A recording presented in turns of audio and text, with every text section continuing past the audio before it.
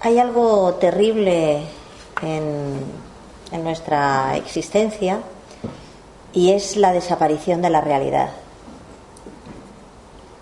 La propaganda del sistema ha construido una realidad paralela en la que vivimos y mi experiencia a veces resulta aterrador ver cómo muchas personas, hombres y mujeres, pero eso está pasando especialmente entre las mujeres, se fabrican una biografía que no está basada en su propia experiencia personal, en los actos de su vida, en los hechos importantes que van alfombrando o abriendo, ¿no?, cada experiencia nuestra, sino en un metarrelato, ¿no?, que nos llega desde fuera.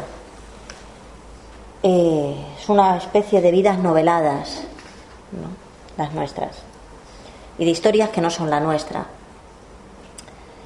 Para mí ha sido una obsesión buscar lo auténtico de nuestra condición, tal vez porque lo recibí de pequeña de mi entorno, sobre todo de las mujeres de mi entorno, y luego lo perdí. Y toda mi vida ha estado circulando entre mi cuerpo y mi alma, ¿no?, esa idea de que había que recuperar, tenía algo que recuperar, ¿no? Y cosas que no podían tocarme porque había una barrera o una barrera interior muy fuerte, ¿no? Entonces siempre hubo una certeza de que había una mentira, de que había algo que desvelar, y he tardado muchos años en desvelarlo, ¿no?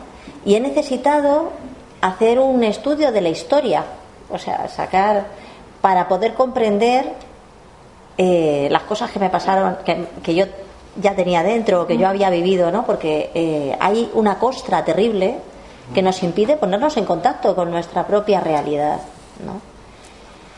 Entonces es necesario, para hacer eso, es necesario efectivamente, para tener esa visión positiva, ¿no?, de la vida, del auténtico realismo, es necesario sacarse dentro el monstruo. Como se nos ha acostumbrado a hacernos las víctimas, pues siempre hay alguien, hay un victimario, ¿no?, que es quien nos tortura, quien nos somete, pero no nos damos cuenta de que no nos podrían someter sin nuestra propia colaboración. Es decir, los primeros colaboradores de nuestro sometimiento somos nosotros mismos. Por lo tanto, la mirada de positividad consiste en la forma de salir de esa situación, ¿no?, o contestar como contestó, creo que fue Diógenes el Can, si me equivoco me corregís, ¿no?, aquello de que lo primero que hay que hacer es desaprender el mal, ¿no? Yo creo que precisamente porque la desaparición de lo humano, de nuestro nicho humano, ha dado un salto histórico en el curso de mi propia biografía. Es decir, yo pertenezco todavía a una generación que vive con una pierna en la tradición, en algo que pertenece al pasado, y otra en la modernidad del mundo actual, ¿no? Me ha hecho muy sensible a todas esas cosas, ¿no?, a esa, digamos, a esas briznas que yo recordaba, que contenía mi propia experiencia personal y que he guardado como en un sagrario durante muchos años antes de poder expresarlas, y creo que es mi tarea en el mundo. Todos tenemos una tarea, todos tenemos, para mí era, por ejemplo, esa conexión con la maternidad, con la experiencia del primer nicho humano, con la reivindicación del primer espacio, el primer nicho, el primer hábitat de los seres humanos, ¿no?, que es la madre, que es el momento del nacimiento, que es el entorno inmediato, ¿no? Creo que esa era mi tarea y he intentado realizarla, ¿no?